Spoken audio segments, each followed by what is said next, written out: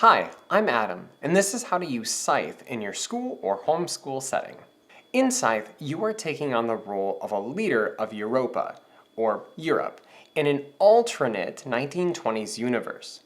So the Great War, World War I, just happened, and it's pretty unpopular, and no one really wants to talk about it. But the problem is everybody kind of is leaning toward finding a new leader, a great leader who will lead them into the next era. You want to be that leader as the player. And to do so, though, you can't really do it by warfare, or not as much as you might want. Instead, this game really focuses on economy building. You need to prove to everybody that you deserve to be the new ruler of Europa. And to do that, you have to really develop your own country's economy and also become the most popular ruler. I would recommend ages 12 and up on this game, just because the difficulty with learning.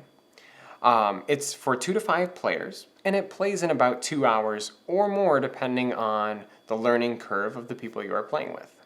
During this game, the students are going to be learning how to maximize the things that they can do in the very few actions that they can actually accomplish.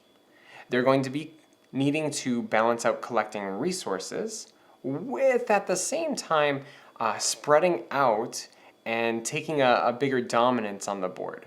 Your students will also be learning the cost of war, that war is expensive. It's not just simply rolling dice and going to war. It costs your country power, it costs your country actual resources, and it's going to cost you a turn to do something like that. And all of this adds up to kind of slowing you down. So the students really have to think through, is it worth going to war? Or would it be better to make some diplomacies with neighboring countries, or just talk with other people and explain to them that you're not going to invade, you just need a resource next to it. And so it kind of teaches kids to, on an uneasy truce, learn how to develop diplomacies between people, how to balance the cost of war with the cost of their economy, with the cost of your own resources.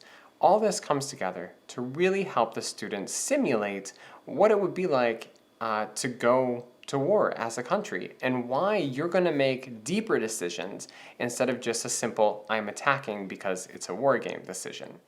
So after the game, you and the students can sit down and discuss that although this was based on an alternate universe of the 1920s, what was the 1920s actually like? It's really interesting because this game brings in Tesla, a great inventor of the 1920s, 1930s, but in this game, he has invented mechs that everybody is using. But what did Tesla actually invent? What did he do for us as a culture today?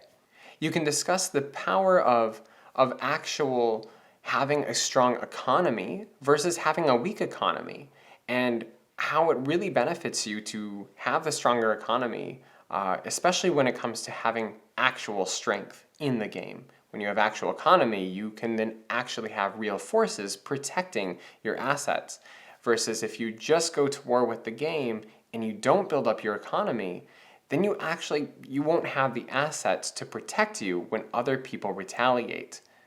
What's your favorite resource for studying the 1920s? Or economy? Or war in general? Let us know in the comments below. And don't forget to like and subscribe, and we'll see you next time.